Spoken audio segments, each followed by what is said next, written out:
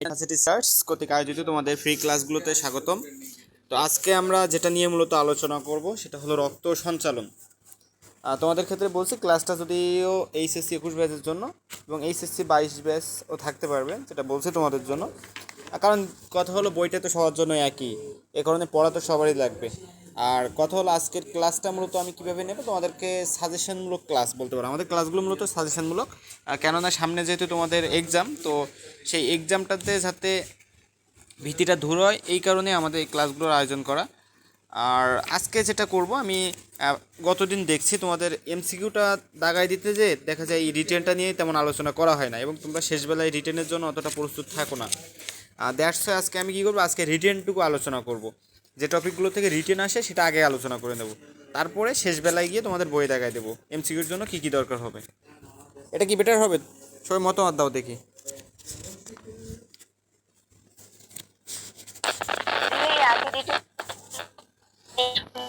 আচ্ছা ঠিক আছে, তাহলে আমি সেটাই করলাম। আচ্ছা, পিডিএফটা কি সবাই দেখতে পাচ্ছ? জি ভাইয়া। আচ্ছা, তো আমার প্ল্যান হলো যেটা বলছে আগে রিটেনটা দেখবো, এই কারণে আমি জাস্ট রিটেনের টপিকে চলে যাই। তোমাদের রিটেনের ক্ষেত্রে প্রথম যে রিটেনটা আসে এখান থেকে, সেটা হলো যে এখানে যে রক্ততঞ্চন যে প্রক্রিয়াটা আছে, সে রক্ততঞ্চন প্রক্রিয়াটাই রিটেনের জন্য বেশি ইম্পর্টেন্ট। আর এমসিকিউ এর বলো বা মাঝে মাঝে রক্তকণিকার গুরুত্বটা একটু রিডিং দিয়ে রাখো তোমরা, আর যদিও রক্তকণিকার গুরুত্বটা খুব কম আসে, তারপরে এমসিকিউর ক্ষেত্রে কাজে লাগে খুব, এবং সেটা আমরা বলে দেবো তোমাদের শেষবেলায় বলে দেবো এমসিকিউর জন্য। তো প্রথম জাস্ট আমি রিটেনটা দেখাই দিই। রক্ততঞ্চন পদ্ধতি, এই যে mechanism of blood clotting factor,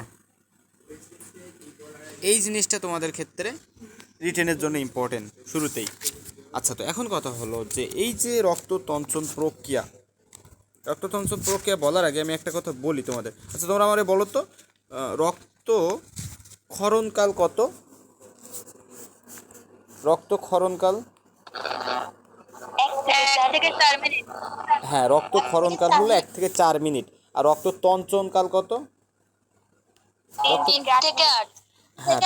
3 থেকে 8 মিনিট। এটা কিন্তু অনেক ইম্পর্টেন্ট। অর্থাৎ প্রথম 1 থেকে 4 মিনিট আমাদের রক্তক্ষরণ হয়, আর 3 থেকে 8 মিনিটের মধ্যে আমাদের রক্তটা আবার জমাট বেঁধে যায়, অর্থাৎ আমাদের রক্তটা বের হওয়ার পথটা বন্ধ হয়ে যায়।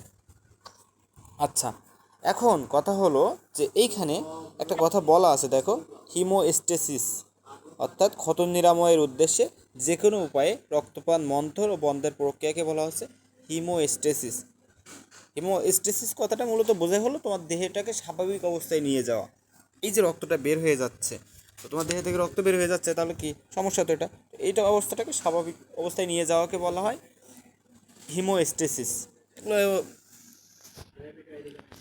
আচ্ছা, এখন কথা হলো এগুলো একটা নেগেটিভ ফিডব্যাক মেকানিজম, এগুলো তোমরা মেডিকেলে যখন আসবে তখন জানতে পারবে এই বিষয়ে। আর এখানে রক্ত জমাট বাঁধার ক্ষেত্রে তোমার শত্রু হলো হেপারিন।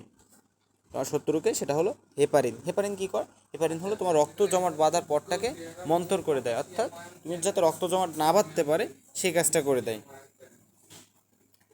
আচ্ছা, এখন কথা হলো তোমাদের এই রক্তের জন্য, মানে রক্তের ক্লটিং ফ্যাক্টর অর্থাৎ রক্ততঞ্চন যে ফ্যাক্টর, সেই ফ্যাক্টর হলো 13টা। এর মধ্যে প্রধান হলো 4টা। ক্লটিং ফ্যাক্টর টোটাল হলো 13টা। এখানে তোমাদের বই দেওয়া আছে 13টা ফ্যাক্টরের নাম, দেখো।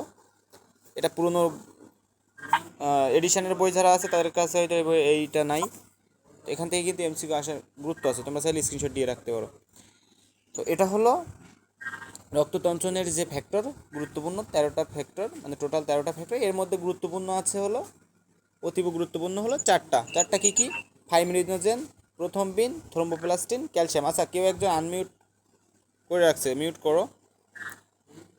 আমরা মিউট না করলে ক্লাস নিতে সমস্যা হবে। আচ্ছা, এবার যেটা বলছিলাম যে ফাইব্রিনোজেন, প্রথমবিন, থ্রোম্বোপ্লাস্টিন, ক্যালসিয়াম, এই 4টা হলো গুরুত্বপূর্ণ ক্লটিং ফ্যাক্টর। তো এটা অনেকেই মনে রাখে ফুল পরে টুপ করে, অর্থাৎ ফুল দিয়ে হলো ফাইব্রিনোজেন, পরে দিয়ে হলো দিয়ে হলো প্রথমবিন, দিয়ে হলো এরপরে হলো দিয়ে হলো থ্রোম্বোপ্লাস্টিন মনে রাখে, আর ক দিয়ে হলো ক্যালসিয়াম মনে রাখে। এটা বিভিন্ন মানুষ বিভিন্নভাবে মনে রাখে। তো এই 4টা যার নাম যেন ভুল না হয়, এটা এমসিকিউর জন্য কিন্তু ইম্পর্টেন্ট। আচ্ছা, এই হলো কথা। আর এখন তাহলে এখানে কি কি কাজ করে আমরা ক্লটিং ফ্যাক্টরের যে প্রক্রিয়াটা আছে সেটা দেখব।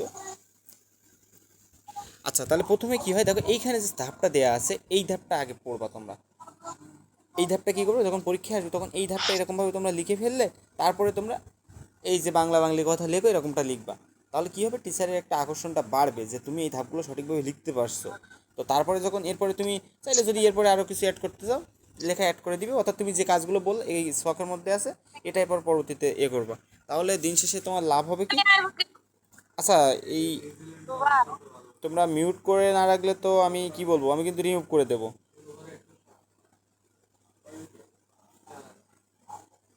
বুঝলাম না, তোমাদের কি সমস্যা হচ্ছে? আশাপূর্ণা আর জামেলা দুইজনের দেখছি বারবার আনমিউট হয়ে যাচ্ছে, মাঝহারুলের হয়ে যাচ্ছে।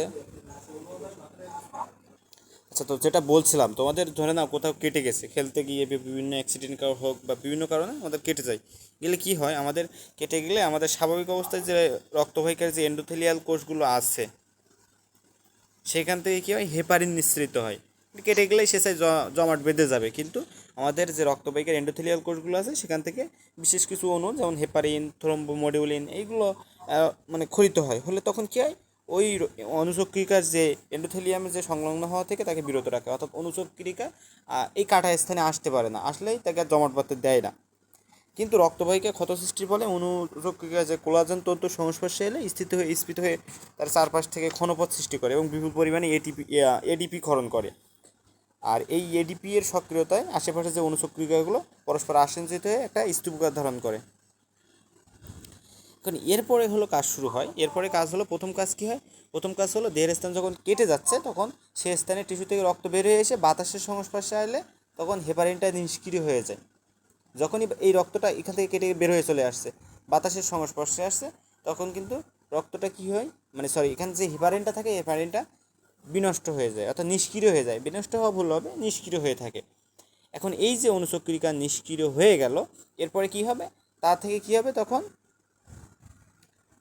তখন তা থেকে হলো প্লাস্টিন নামক এক ধরনের এনজাইম বেরিয়ে আসবে রক্তরসে।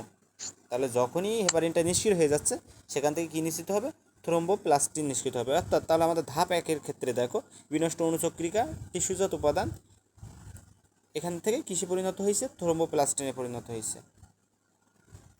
আচ্ছা, এবার আসি থ্রোম্বোপ্লাস্টিন রক্তরসের ক্যালসিয়াম এর সহায়তায় নিষ্ক্রিয় প্রথমবিন এনজাইমকে সক্রিয় করে থ্রম্বিনে পরিণত করে। অর্থাৎ দেখো, এই যে থ্রোম্বোপ্লাস্টিন ছিল সে কী করছে, ধাপ দুইতে প্রথম নিষ্ক্রিয় প্রথমবিনকে থ্রম্বিনে রূপান্তর করছে, এবং কার সহায়তায় করছে, এটা হলো থ্রোম্বোপ্লাস্টিনের সহায়তায়।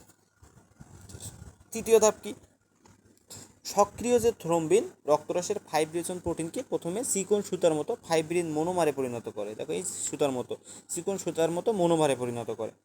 তাহলে দেখো, এই যে ফাইব্রিনোজেন এর কিসের সহায়তায় নিচ্ছে, থ্রম্বিনের সহায়তায় ফাইব্রিন মনোমার তৈরি করে। এরপরে কি হয়েছে, এই যে ফাইব্রিন মনোমারগুলো আস্তে আস্তে জালের মতো যুক্ত হয়ে কী গঠন করবে, ফাইব্রিন পলিমার গঠন করবে। তাহলে দেখো, এই যে ফাইব্রিন জালক পরস্পরের সাথে সংযোজন হয়ে কী করছে, ফাইব্রিন পলিমার গঠন করছে। এবং এই যে ফাইব্রিন জালকের মধ্য দিয়ে রক্ত নির্গত হওয়ার সময় কী হবে, লোহিত রক্তকণিকা, শ্বেত রক্তকণিকা, রক্তের তরল অংশ, অন্যান্য উপাদান কী হবে, এই জালকের মধ্যে আটকে যাবে। এখানে যে জালক দেখতে পাচ্ছ চিত্রে, এই জালকে আটকে যাবে। আর লোহিত কণিকা আটকে যাওয়ায় জমাটটি লালচে দেখায়, অর্থাৎ জমাট যে জায়গাটা হয় সেটা দেখবে লালচে দেখায়। প্রথমে যখন রক্ত বেরোয় এখানে দেখবে জমাট বেঁধে যায়, তখন দেখবে ওই জায়গাটা লালচে মতো হয়ে যায়, পরে ওইটা আস্তে আস্তে কালো রূপ ধারণ করে উঠে যায়, দেখছো তো খেয়াল করে। তো এই যে এই চারটা হলো প্রক্রিয়া, এইভাবে হলো করে। তো এখানে কাজটা হলো আরও একটা জিনিস, এখানে এইভাবে কিন্তু রক্ত জমাটটা বেঁধে যাচ্ছে, এই চারটা ধাপ। আর আরও একটা কথা এখান থেকে বলছে, রক্ত জমাট বাঁধা শেষ হলে জমাট বাঁধা অংশ থেকে কী হয়, হলুদ তরল বেরিয়ে আসে, যেটার নাম দেওয়া হয়েছে হলো সিরাম। রক্ত জমাট বাঁধা শেষ হলে সেখান থেকে হলুদ তরল বেরিয়ে আসে, যেটার নাম দেওয়া হয়েছে হলো সিরাম। সিরামের গঠনটা রক্তরসের মতোই, তবে ফাইব্রিনোজেন আর প্রথমবিন কিন্তু থাকে না। এমসিকিউর জন্য এটা একটা গুরুত্বপূর্ণ জায়গা, যে সিরামে কিন্তু ফাইব্রিনোজেন ও প্রথমবিন থাকে না, মাথায় রেখো। আর ফাইব্রিন জমাটটা সাময়িক, রক্তবাহিকার পুনর্গঠন শুরু হলে নতুন টিস্যু কোষ সৃষ্টির জন্য প্লাজমিন এনজাইম ফাইব্রিন জালককে ধ্বংস করে দেয়। সো অর্থাৎ এই যে জালকটা সৃষ্টি হইলো এটা হলো সাময়িক সময়ের জন্য। যখন ওই অংশটা তোমরা তো জানো আমাদের দেহে সবসময় মাইটোসিস কোষ বিভাজন হচ্ছে, তো ক্ষতটা কিন্তু পূরণ হয়ে যাবে। যখনই পূরণ হয়ে যাবে তখন এই ফাইব্রিন জালককে কে ধ্বংস করে দেবে? প্লাজমিন নামক এনজাইম এই ফাইব্রিন জালকটাকে ধ্বংস করে দেবে। আচ্ছা, তাহলে এই জিনিসটা তোমরা বুঝতে পারছো কিনা সবাই? এটা কিন্তু রিটেনে আসার মতো। আর এদের যত কাজ আছে সবগুলো পড়ে ফেলবা। প্লাজমা সিরামের মধ্যে পার্থক্যটা পড়ে ফেলো, কথাকে আসতে পারে। এরপরে লসিকাতন্ত্রের কাজটাও রিডিং দিয়ে ফেলো। আচ্ছা, এমসিকিউর জন্য আমি পরে বলে দেবো। এবার আমি রিটেনে চলে যাই। মানব হৃৎপিণ্ড।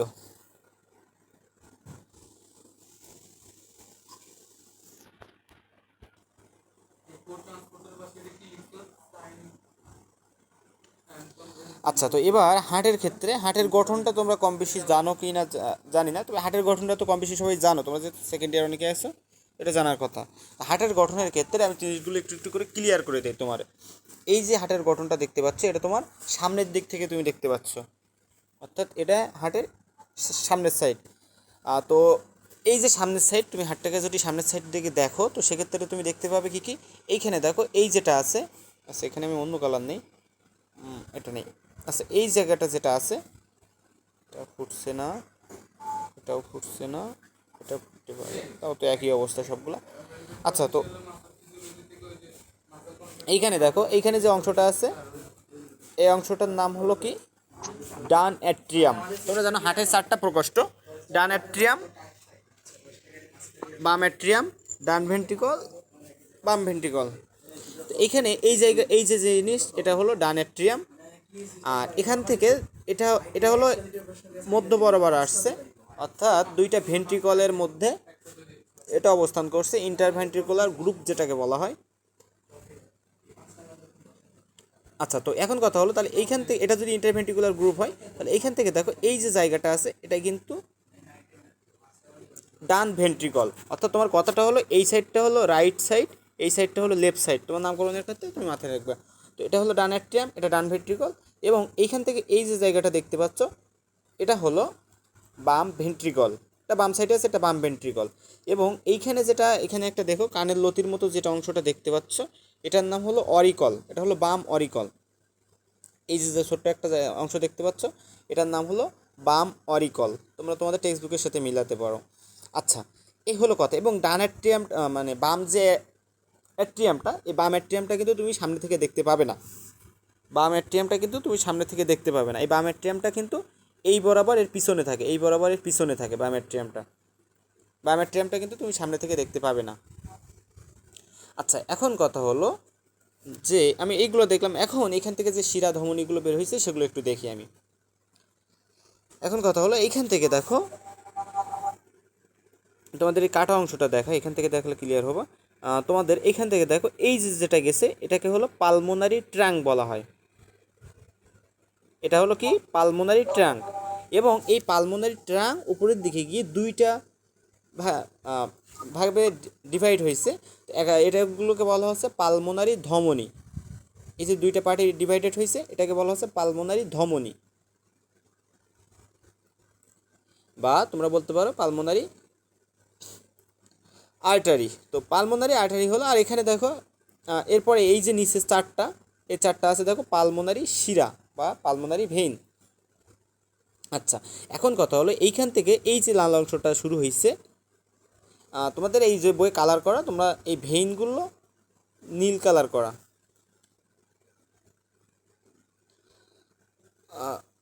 ভেইনগুলো নীল কালার করা, অর্থাৎ যে শিরাগুলো আছে সেগুলো হলো নীল কালার করা। আর দেখো লাল কালার করা হলো যেগুলো আর্টারি বা ধমনী আছে। তোমরা যদি চিত্র কালার করতে যাও তো এইভাবে কিন্তু কালার করতে হবে। শিরাগুলোকে তুমি করবা কি? শিরাগুলোকে করবা হলো, অর্থাৎ শিরা মানে ভেইন, তো ভেইনের ক্ষেত্রে তুমি নীল কালার করবা। ভেইন লিখতে শেষে এন আছে, তখন নীল কালার করবা। আর আর্টারি বা ধমনী, আর্টারি বড়, আর্টারি দেখো অনেকটা বড় শব্দ, ভেইন ছোট। তো ভেইন হলো শিরা আর ধমনী, শিরা ছোট ভেইন বড়, তাহলে ভেইনটা হলো শিরা এর ইংরেজি, শিরার ইংরেজি ভেইন, আর আর্টারি ইংরেজি হলো ধমনী। আর্টারির ক্ষেত্রে কী হয়? রেড হয় কালারটা। আচ্ছা, এখন কথা হলো এই যে জায়গাটা শুরু হয়েছে এই জায়গাটার নাম হলো অ্যাসেন্ডিং অ্যাওয়ার্টা, অর্থাৎ এই যে পালমোনারি ধমনী পর্যন্ত এই বরাবর যে অংশটা গেছে লাল অংশ, এটার নাম অ্যাসেন্ডিং অ্যাওয়ার্টা। বুঝতে পারছো, অ্যাসেন্ডিং অ্যাওয়ার্টা। আর এইখান থেকে যেটুকু গেছে এটাকে বলা হলো পালমোনারি, এটাকে বলা হলো আস অফ অ্যাওয়ার্টা। এই যে অংশটা মোটা অংশ, এই অংশটাকে বলা হচ্ছে আস অফ অ্যাওয়ার্টা, এবং এর পিছনের সাইডে যেটুকু গেছে এটুকুকে বলা হচ্ছে হলো ডিসেন্ডিং অ্যাওয়ার্টা। এই সাইড থেকে শুরুটাকে বলা হচ্ছে অ্যাসেন্ডিং অ্যাওয়ার্টা, তারপরে আছে আস অফ অ্যাওয়ার্টা গঠন করছে, এবং শেষের দিকে গিয়ে নেমে গেছে যখন পিছনের সাইড দিয়ে নেমে গেছে যখন, সেটার নাম হচ্ছে হলো ডিসেন্ডিং অ্যাওয়ার্টা। আচ্ছা, আর আরেকটা জিনিস হলো এখানে মাথায় রাখবা, এই যে এটা আসছে এটা হলো সুপিরিয়র ভেনা কাভা, এটা একটা ভেনা কাভা। তো এটা যেহেতু উপরের দিকে আছে কারণ এটাকে বলা হচ্ছে সুপিরিয়র ভেনা কাভা, আর এটা যেহেতু নিচের দিকে আছে এটাকে বলা হচ্ছে ইনফিরিয়র ভেনা কাভা। আচ্ছা, আর এই যে আর্টস অফ অ্যাওয়ার্ডটা তিনটা ব্রাঞ্চ হয়েছে, দেখছো তিনটা ব্রাঞ্চ হয়েছে। তো একটা হলো লেফট সাবক্লাভিয়ান আর্টারি, একটা আছে হলো লেফট কমন ক্যারোটিড আর্টারি, আরেকটা আছে ব্রাকিওসেফালিক ট্রাঙ্ক। একটা হলো brachiocephalic trunk, left common carotid artery, left subclavian artery. এটা তিনটার নাম তোমাদের মনে রাখতে পারো আর না পারো, বাকিগুলো নামগুলো মনে রাখো। আচ্ছা, আরেকটা জিনিস যেটা বলবো তোমাদের, এইখানে দেখো এই যে ডান অ্যাট্রিয়াম আর ডান ভেন্ট্রিকল, এই দুটার মাঝে কপাটিকা থাকে, ট্রাইকাসপিড কপাটিকা। ডান অ্যাট্রিয়াম ডান ভেন্ট্রিকলের মাঝে থাকে ট্রাইকাসপিড কপাটিকা। আগে চিত্রটা বুঝে নাও, তারপরে তোমরা ক্লিয়ারটা বুঝবা। এবং এই পালমোনারি ট্রাঙ্কের এখানেও কিন্তু একটা কপাটিকা থাকে বা ওপেনিং থাকে, আর এই যে নিচের দিকে যে সুপিরিয়র ভেনা কাভা, এখানেও একটা কপাটিকা থাকে, এখানে একটা কপাটিকা থাকে। কপাটিকা দেওয়ার কারণ হলো একবার রক্ত গেলে যেন আবার ব্যাগে না আসতে পারে। আর এটা যেহেতু উপরের দিক থেকে রক্ত আসছে এই কারণে এটা এখানে কোনো কপাটিকা থাকে না। আচ্ছা, আর এই যে বাম ভেন্ট্রিকল আর বাম অ্যাট্রিয়াম, এই দুটার মাঝে থাকে হলো বাইকাসপিড কপাটিকা। বাম ভেন্ট্রিকল বাম অ্যাট্রিয়াম দুইটাই ব দিয়ে শুরু, তাহলে এখানে থাকবে কি বাইকাসপিড কপাটিকা। এই বাইকাসপিড কপাটিকার আরেক নাম হলো মাইট্রাল কপাটিকা। যেহেতু তোমরা সেকেন্ড ইয়ার বেশিরভাগই পরীক্ষাতে, এই কারণে কিন্তু আমি শর্টকাটে আলোচনা করছি। আচ্ছা, এখন কথা হলো দেখো এইখানে দেখো এই বাম ভেন্ট্রিকলের প্রাচীরটা দেখো ডান ভেন্ট্রিকলের প্রাচীর থেকে 3 গুণ বেশি পুরু হয়।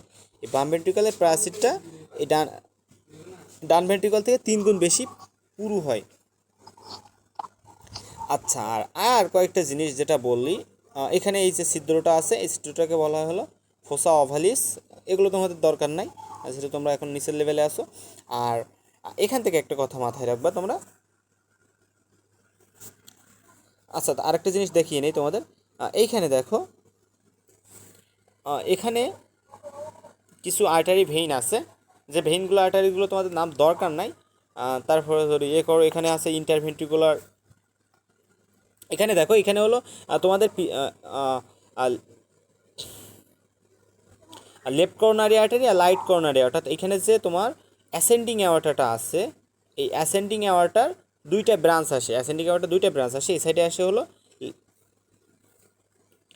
আচ্ছা এই পাশে দেখো লেফট আর রাইট দুইটা করোনারি আর্টারিতে বিভক্ত হয়। Left coronary artery, right coronary artery, এরও কিছু ব্রাঞ্চ সৃষ্টি হয়। এগুলোর নাম তোমাদের এখন দরকার নাই, এগুলো সবগুলো আলোচনা করতে পারবে না, তোমার মাথার উপর দিয়ে যাবে না। এখন কথা হলো এখান থেকে আমি আরেকটা কথা যেটা বলতে চাচ্ছি, এর যে পিছনের সাইড, যদিও চিত্র তোমাদের বই দেওয়া নাই, এর পিছনের সাইডে এই বরাবর এই সোজা বরাবর একটা এই যেরকম দেখতে পাচ্ছ শিরা ধমনী আসছে, ঠিক এরকমভাবে একটা সাইনাস থাকে, সেটার নাম হলো করোনারি সাইনাস। সেটা এরকম পুরু হয় করোনারি সাইনাস, এবং এখান থেকেও কিছু ব্রাঞ্চ সৃষ্টি হয়, সেখান থেকে মিডল কার্ডিয়াক ভেইন সৃষ্টি হয়, স্মল কার্ডিয়াক ভেইন সৃষ্টি হয়।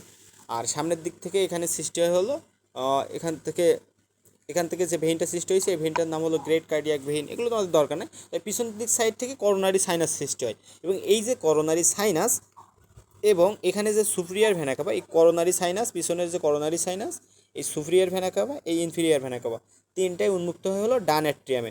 তিনটাই উন্মুক্ত হয় কোথায়? ডান অ্যাট্রিয়ামে। আচ্ছা, এখন কথা হলো এই চিত্রটা কি তোমরা সবাই ক্লিয়ার বুঝতে পারছো?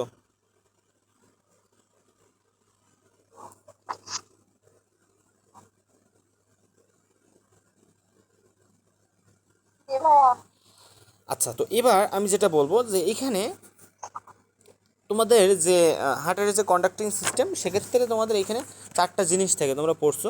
এইখানে থেকে হলো এই যে সুপিরিয়র ভেনা কাভা, এর একটু নিচে এখানে থেকে হলো এসএ নোড, এবং তোমাদের যে ডান অ্যাট্রিয়াম এবং বাম অ্যাট্রিয়াম, এই দুটার মাঝে তোমাদের থাকে কি এভি নোড।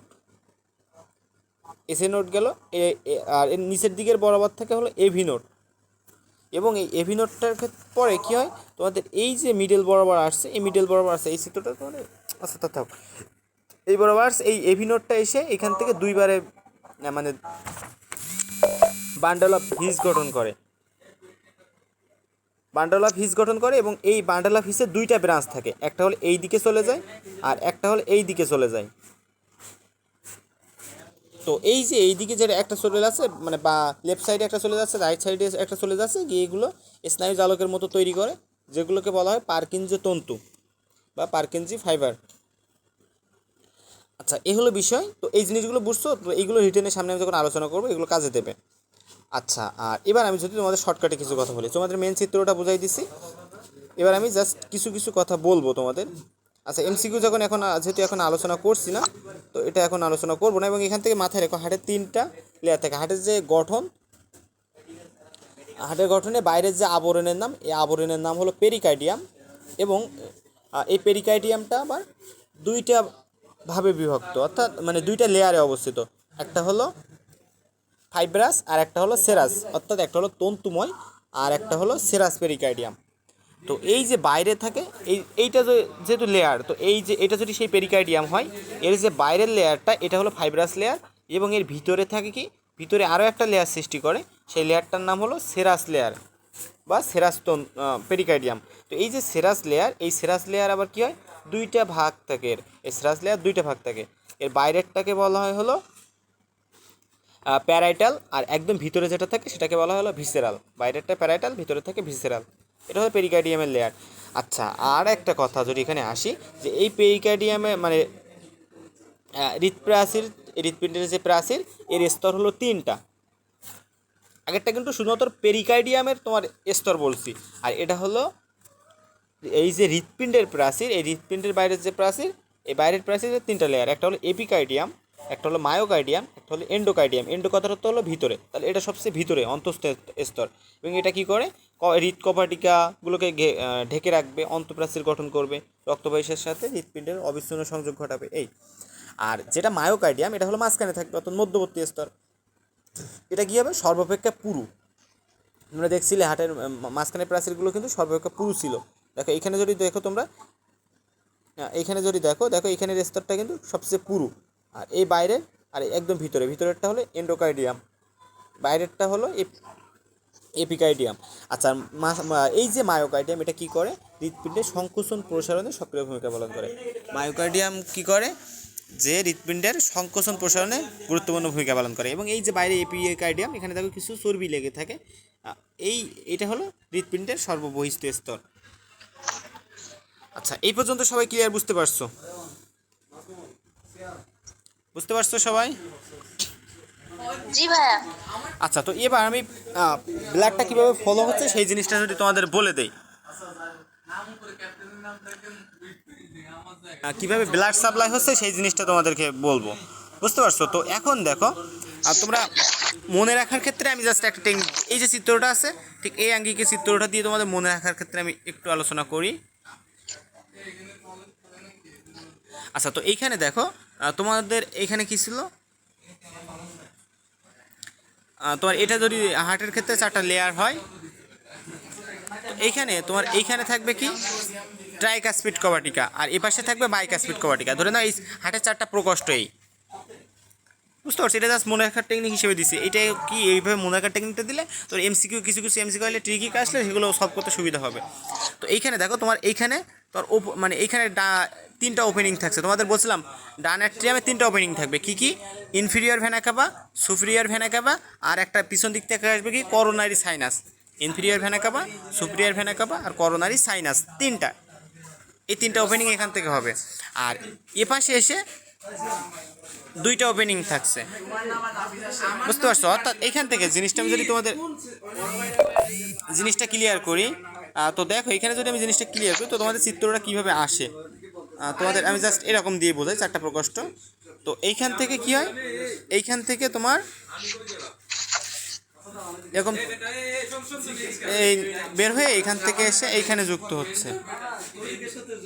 আচ্ছা, এখান থেকে এসে এরকম এইখানে এসে যুক্ত হচ্ছে, বুঝতে পারছো? এরকম দুইটা আসবে। আচ্ছা, আর একটার ক্ষেত্রে কি, আর এইখান থেকে আসবে এসে এইখানে ঢুকবে, এখান থেকে এসে এখানে ঢুকবে, বুঝতে পারছো? এখন এই জিনিসটা তোমাদের ক্লিয়ার যদি আমি করি, তো এইখানে তোমাদের আমি তিনটা জিনিস বলছি যে এখানে তোমাদের কী কী থাকবে, সুপ্রিয়ার ভেনা কাবা, ইনফিরিয়ার ভেনা কাবা আর করোনারি সাইনাস। তো সুপ্রিয়ার ভেনা কাবা উপরে আছে, যেহেতু এই যে সুপ্রিয়ার ভেনা কাবা উপরে, তাহলে তোমার বডির যে উপরের অংশ অর্থাৎ তোমার মাথা, ঘাড় বা এই যে বডির উপরে অংশ, এই উপরের অংশ থেকে রক্ত তোমার ডান অ্যাট্রিয়ামে প্রবেশ করবে। এটা হলো রাইট অ্যাট্রিয়াম, এটা হলো লেফট অ্যাট্রিয়াম, এটা হলো রাইট ভেন্ট্রিকল, এটা হলো লেফট ভেন্ট্রিকল। আচ্ছা, তাহলে তোমার রক্তটা কিসে প্রবেশ করবে? রাইট অ্যাট্রিয়ামে প্রবেশ করবে, এবং নিচের দিক থেকে যে রক্তগুলো আসবে সেগুলো ইনফিরিয়ার ভেনা কাবা দিয়ে রাইট অ্যাট্রিয়ামে প্রবেশ করবে, এবং তোমার আরও কিছু সাইনাস দিয়েও, তোমার করোনারি সাইনাস দিয়েও তোমার কিছু রক্ত এখানে ডান অ্যাট্রিয়ামে প্রবেশ করবে। তো এই রক্তগুলো কেমন রক্ত হবে? এই রক্তগুলো হলো কার্বন ডাইঅক্সাইড যুক্ত রক্ত হবে। তুমি যেহেতু শ্বাস নিচ্ছ, নিয়ে বায়ু থেকে কার্বন ডাইঅক্সাইড গ্রহণ করছো, এই রক্তগুলো হবে কার্বন ডাইঅক্সাইড যুক্ত রক্ত। তাহলে তোমার ডান অ্যাট্রিয়ামে কী প্রবেশ করলো? কার্বন ডাইঅক্সাইড যুক্ত রক্ত প্রবেশ করলো। এখন এই যে আমাদের কার্বন ডাইঅক্সাইড রক্ত প্রবেশ করলো, তখন তোমরা পড়ছিলে হার্টের সিস্টোল ডায়াস্টোল, অর্থাৎ হার্টের সংকোচন হয়, প্রসারণ হয়। তো এই যে এইখানে প্রথমে কী হবে, হার্টের ডায়াস্টোল হবে, হলে কী হবে, রক্তটা তোমার ডান অ্যাট্রিয়ামে প্রবেশ করলো, মানে প্রসারণ হলো, হলে ওইটাকে কী করবে, আবার সিস্টোল হবে হার্টের। সিস্টোল হলে কী হবে, এখানে চাপ পড়বে, চাপ পড়লে এখান থেকে রক্তটা তোমার এই বাম অ্যাট্রিয়ামে মানে বাম ভেন্ট্রিকলে প্রবেশ করবে, অ্যাট্রিয়াম থেকে বাম ভেন্ট্রিকলে প্রবেশ করবে। তো এই রক্তটা বাম ভেন্ট্রিকলে প্রবেশ করবে। তো এইখানে কি থাকবে, এখানে কভাটিকা থাকবে। এই কভাটিকাটার নাম কি বলছি? ট্রাইকাসপিড কভাটিকা। এই দেখো তোমাদের উপরে চিত্র দেওয়া আছে ট্রাইকাসপিড কভাটিকা। এই ট্রাইকাসপিড কভাটিকা দিয়ে রক্তটা রাইট ভেন্ট্রিকলে প্রবেশ করবে। তো এই যে রাইট ভেন্ট্রিকলে প্রবেশ করলো, এখানে কভাটিকা থাকার কারণে কী হয়, এই রক্তটার পিছনে আসতে পারে না। কভাটিকাটা একবার খুলে গেল, গেলে রক্তটা রাইট ভেন্ট্রিকলে আসলো, আর এটা আর ব্যাগে যেতে পারবে না। তো এবার কি হবে, এই রক্তটা এরপরে এখান দিয়ে পালমোনারি ট্রাঙ্ক দিয়ে বের হয়ে যাবে, অর্থাৎ পালমোনারি প্রাঙ্ক দিয়ে পালমোনারি শিরা, পালমোনারি ধমনী, এগুলো দিয়ে বের হয়ে যাবে। অর্থাৎ এইখানে আমি যেটা তোমাদের এই যে নীল কালার দিয়ে যেটা দেখাইছি, এইখান থেকে পালমোনারি শিরা, পালমোনারি ধমনী দিয়ে বের হয়ে গেছে। তাহলে এই জিনিসগুলো কি, পালমোনারি শিরা, পালমোনারি ধমনী, এইগুলা পালমোনারি শিরা, পালমোনারি ধমনী দিয়ে বের হয়ে গেল। এইগুলো কোথায় গিয়ে প্রবেশ করছে? আবার দেখো লেফট অ্যাট্রিয়ামে গিয়ে প্রবেশ করছে। তাহলে এই যে পালমোনারি শিরা, পালমোনারি ধমনী, এইগুলো দিয়ে রক্ত আমাদের কোথায় ঘুরে আসবে? এই রক্তগুলো পালমোনারিটা উচ্চারণ হচ্ছে, আচ্ছা, আর এখানে উচ্চারণ হচ্ছে অ্যাওয়ার্টা। তো এটা তোমার কি হবে, এটা হলো তোমার ফুসফুস হবে। এটা যেহেতু কার্বন ডাইঅক্সাইড যুক্ত রক্ত, এটাকে আমার কি করতে হবে, আমার এটাকে অক্সিজেনেটেড করতে হবে, অর্থাৎ অক্সিজেন সমৃদ্ধ রক্তে পরিণত করতে হবে। তো আমাদের ফুসফুস কী করে, কার্বন ডাইঅক্সাইড যুক্ত রক্তকে অক্সিজেনে রূপান্তর করে। আর এটা হলো আমাদের দেহকোষ, অর্থাৎ আমাদের সারা বডিতে রক্ত পাম্প হবে। এখন কথা হলো, দেখো এই যে রক্তটা এখান থেকে পালমোনারি শিরা, পালমোনারি ধমনী, মানে পালমোনারি ট্রাঙ্ক দিয়ে প্রবেশ করে, এটা বলছিলাম দুইটাভাবে বিভক্ত হয়েছে, পালমোনারি শিরা, পালমোনারি ধমনী দিয়ে আবার কিসে প্রবেশ করবে, লেফট অ্যাট্রিয়ামে প্রবেশ করবে। এই যে সিকোয়েন্সটা বললাম, দেখো একটা ঘর বাদ দিয়ে আরেকটা ঘরে প্রবেশ করছে, একটা ঘর বাদ দিয়ে আরেকটা ঘরে প্রবেশ করছে। এবার সিকোয়েন্সটা মাথায় রাখবে পরীক্ষার ক্ষেত্রে, তাহলে ইজি করতেই হবে। তো এই রক্তটা এইভাবে কোথায় আসবে, লেফট অ্যাট্রিয়ামে প্রবেশ করবে। আচ্ছা, লেফট অ্যাট্রিয়ামে তাহলে কী রক্ত প্রবেশ করলো, অক্সিজেনেটেড ব্লাড প্রবেশ করলো। এই কারণে দেখো এখানে কিন্তু ওপেনিং দিয়ে গেছে, পালমোনারি শিরা, পালমোনারি ধমনী দিয়ে কী হয়েছে, অক্সিজেনেটেড ব্লাড ঢুকছে। এই কারণে কিন্তু এর কালারটা এমন দেয়া, যেখানে অক্সিজেনেটেড ব্লাডটা আছে। আচ্ছা, এখন এই অক্সিজেনেটেড ব্লাডটা কী করবে, কোথায় প্রবেশ করলো, লেফট অ্যাট্রিয়ামে প্রবেশ করলো। এখন এই লেফট অ্যাট্রিয়াম থেকে আবার কী করবে, এখানে যে বাইকাসপিড কভাটিকা আছে, বাইকাসপিড কভাটিকা দিয়ে লেফট ভেন্ট্রিকলে প্রবেশ করবে। এখন কথা হলো, এই লেফট ভেন্ট্রিকল থেকে আবার কী ওপেনিং হয়েছে, আমি তোমাদের বলছিলাম লেফট ভেন্ট্রিকল থেকে আসছে কি, এখান থেকে ঢুকছে হলো মহাধমনী বা অ্যাওয়ার্টা, মহাধমনী বা অ্যাওয়ার্টা। আর তো এই যে মহাধমনী বা অ্যাওয়ার্টা গেছে, এইখানে দেখো সেই অ্যাসেন্ডিং অ্যাওয়ার্টা গিয়ে আস অফ অ্যাওয়ার্টা গ্রহণ করছিল, তারপরে আস অফ অ্যাওয়ার্টা থেকে ডিসেন্ডিং অ্যাওয়ার্টা গেছে, এইভাবে বলছে। তো এইখান থেকে এই যে রক্তটা গেল, এই রক্তটা কোথায় প্রবেশ করবে, এইভাবে গিয়ে তোমার দেহকোষে প্রবেশ করবে। তাহলে দেহকোষে যখন এই রক্তটা প্রবেশ করে, অর্থাৎ দেহকোষ বলতে কী বোঝানো আছে, তোমার সারা দেহে তোমার ব্লাডটা সাপ্লাই হবে। এই দেহকোষে যেহেতু সারা ব্লাডটা সাবলাট হয়েছে, এখন আবার তোমার কী হবে, আবার তুমি রক্তের মাধ্যমে মানে তোমার যে বাতাস তুমি গ্রহণ করছো করে কি অক্সিজেন গ্রহণ করছো, ওই অক্সিজেনটা আবার কী হবে, ডিঅক্সিনেটেড হবে, ওই আবার কার্বন ডাইঅক্সাইডে রূপান্তর হবে। এইভাবে কিন্তু প্রক্রিয়াটা চলতে থাকবে। এখন কথা হলো জিনিসটা তোমরা সবাই বুঝতে পারছো কিনা, কারো কোনো প্রশ্ন আছে কিনা?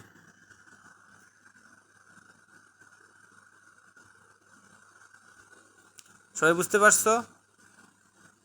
জি ভাইয়া ঠিক আছে। জি ভাইয়া। আচ্ছা, তো এই হলো বিষয়। এভাবে সাপ্লাইটা হচ্ছে। এখন এই ব্লাড সাপ্লাইটা কীভাবে হচ্ছে সেটা তো বুঝাই দিলাম। এবার আমি আরও কিছু কয়েকটা প্রশ্ন আসি যেগুলো তোমাদের পরীক্ষায় আসতে দেখা যায়। এই ছকটা তোমাদের পরীক্ষার জন্য অনেক ইম্পর্টেন্ট। এই কপার টিকাগুলোর নাম সহ কোথাও অবস্থান করে, এগুলো পরীক্ষায় আসতে দেখা যায়। এখন কথা হলো যে এইখানে কপার টিকাগুলো দেখো, তোমার 1 মিনিট,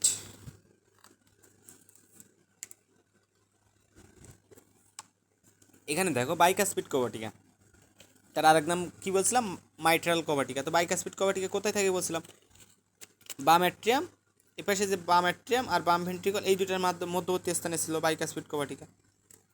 তাহলে এটা কিন্তু মনে রাখা সহজ। আর তাহলে ট্রাইকাসপিড কভাটিকা কোথায় থাকবে, আরেক জায়গায় থাকবে, ডান অ্যাট্রিয়াম আর ডান ভেন্ট্রিকলের মাঝে থাকবে। আচ্ছা, আর এগুলো কী কী করে কাজ তো তোমরা একটু আগে পড়িয়ে দিলাম। অ্যাওয়ার্টিক বা সেমিলুনার কভাটিকা, এই অ্যাওয়ার্টিক কভাটিকা কোথায় থাকবে, এই যে আমাদের বাম ভেন্ট্রিকল আর অ্যাওয়ার্টার সংযোগস্থল থাকবে। অর্থাৎ এখানে যে আমাদের এখানে যে বাম ভেন্ট্রিকল, এখান থেকে যে মহাধমনী বা আর্চ অ্যাওর্টা বের হয়েছে, এইখানে থাকবে। এইখানে দেখো, এই যে বাম ভেন্ট্রিকল থেকে দেখো, এইখান থেকে এইভাবে গিয়ে আর্চ অ্যাওর্টা গেছে। তো এইখানে যে কভাটিকাটা থাকবে, এই কভাটিকাটার নাম কি, এই কভাটিকাটার নাম হলো যে অ্যাওর্টিক সেমিলুনার কভাটিকা। আচ্ছা, এবার আসি পালমোনারি সেমিলুনার কভাটিকা। অ্যাওর্টিকটা দেখো বাম ভেন্ট্রিকল আর অ্যাওর্টার মাঝে, আর পালমোনারিটা কোথায় হলো, পালমোনারি ধমনী আর ডান ভেন্ট্রিকলের মাঝে। তো এই যে ডান আমাদের ভেন্ট্রিকল, এই ডান ভেন্ট্রিকলের এইখান থেকে যে পালমোনারি ধমনী, পালমোনারি শিরা গেছে, তো ওই পালমোনারি ধমনী আর ডান ভেন্ট্রিকলের মাঝে যে কভাটিকাটা থাকবে সেটা হলো সেমিলুনার কভাটিকা। এরপরে হলো থিবেসিয়ান কভাটিকা বা করোনারি কভাটিকা। থিবেসিয়ান কভাটিকা বা করোনারি কভাটিকা কোথায় থাকবে, আমাদের যে করোনারি সাইনাস, আমি বলছিলাম করোনারি সাইনাস কোথায় ওপেন হয়েছিল, ডান অ্যাট্রিয়ামে। তো এই ডান অ্যাট্রিয়াম আর এই করোনারি সাইনাস, এই দুটোর মাঝখানে যে কভাটিকা, এটার নাম হলো থিবেসিয়ান কভাটিকা। আচ্ছা, আর একটা আছে ইউএস্টিশিয়ান কভাটিকা। ইউএস্টিশিয়ান কভাটিকা তো ই দিয়ে শুরু, অর্থাৎ ইনফিরিয়র ভেনা কাভা আর ডান অ্যাট্রিয়াম। ইনফিরিয়র ভেনা কাভা কোথায় অবস্থান হচ্ছে, মানে ঢুকছে কোথায়, ডান অ্যাট্রিয়ামে ঢুকছিল। তাহলে ইনফিরিয়র ভেনা কাভা ডান অ্যাট্রিয়ামের মাঝে যে কভাটিকা, সেটার নাম হলো ইউএস্টিশিয়ান কভাটিকা। আর জিনিসটা সবাই বুঝতে পারছো? জি ভাইয়া। আচ্ছা, তো এবার জি আমরা ভাইয়া। আসি হার্টের যে রক্ত সংবহন। তোমাদের দেখো এখানে একটা চিত্র দেওয়া আছে, তোমাদের যেভাবে বলছি ঠিক সেভাবে আছে। দেখো এখানে দেখো সেই সুপ্রিয়ার ভেনা কাভা আর জিনিসগুলো দিয়ে রক্ত প্রবেশ করলো ডান অ্যাট্রিয়ামের থেকে বাম ভেন্ট্রিকলে গেছে, বাম ভেন্ট্রিকল থেকে আবার কোথায় গেছে, পালমোনারি শিরা পালমোনারি ধমনির মাধ্যমে ফুসফুসে গেছে। ফুসফুস কী করছে, আমাদের কার্বন ডাইঅক্সাইড যুক্ত রক্তকে অক্সিজেনেটেড করছে।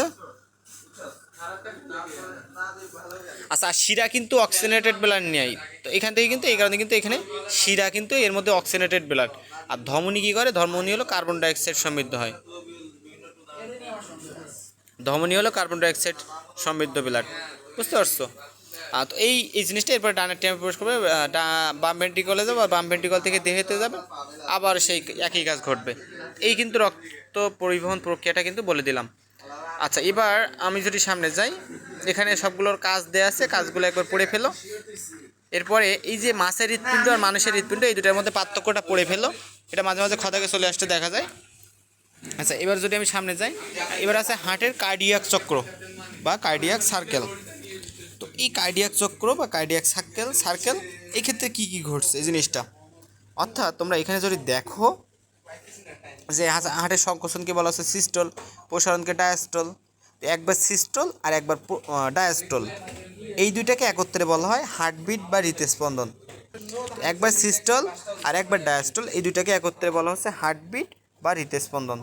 তো আমাদের সুস্থ ব্যক্তিদের হৃদস্পন্দনের হার দেখা যাচ্ছে মিনিটে 70 থেকে 80 বার। তো এইখানে এই যে প্রতি হৃদস্পন্দন সম্পন্ন করতে সিস্টোলা ডায়াস্টোলের যে চক্রাকার ঘটনাবলী অনুষ্ঠিত হয় এটাকে বলা হচ্ছে কার্ডিয়াক চক্র বা হৃদচক্র। তো আমাদের এখানে একটা কথা বলা আছে কার্ডিয়াক চক্র কত সেকেন্ড সময়কাল, কার্ডিয়াক চক্রের সময়কাল কত সেকেন্ড।